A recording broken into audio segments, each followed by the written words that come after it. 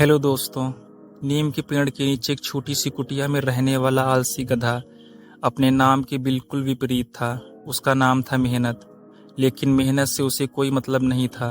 उसके मालिक रामू काका दिन रात मेहनत करते थे, लेकिन गधा हमेशा सोने और आराम करने में ही लगा रहता था।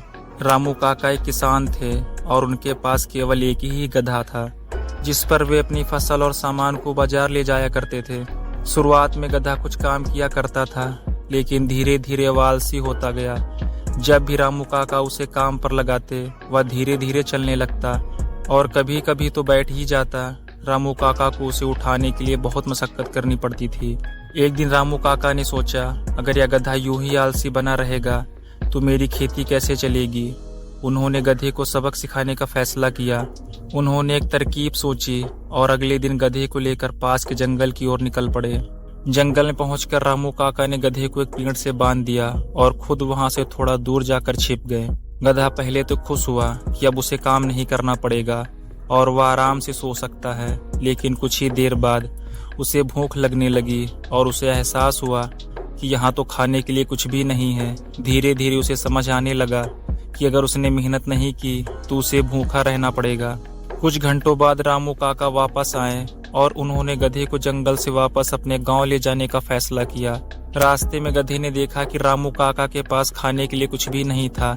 उसे अपनी गलती का एहसास हुआ और उसने सोचा, अगर मैं आलसी रहूंगा तो मुझे भूखा रहना पड़ेगा। घर पहुंचने के बाद गधे ने काम करना शुरू कर दिया। अब वह रामू काका के साथ खेत में भी मदद करता और बाजार तक सामान ले जाने में भी।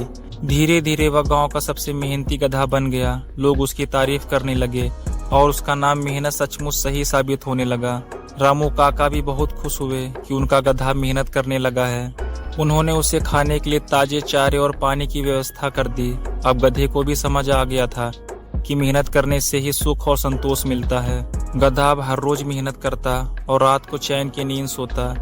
उसका आलस अब कहीं गायब हो चुका था और उसने समझ लिया था कि जीवन में मेहनत का कोई विकल्प नहीं होता। और इस तरह आलसी गधा मेहनती गधा बन गया और अपने मालिक के साथ सुखी जीवन बिताने लगा। और हाँ, उसके नाम मेहनत का असली मतलब भी अब सबको समझ में आ गया था। अगर आपको हमारी यह कहानी पसंद आई तो आप हमें कमेंट बॉक्स में बता सकते हैं और हमारे चैनल को सब्सक्राइब करें, इस वीडियो को लाइक करें। मैं आपसे जल्द मिलता हूँ एक और नए किस्से के साथ। तब तक के लिए धन्यवाद।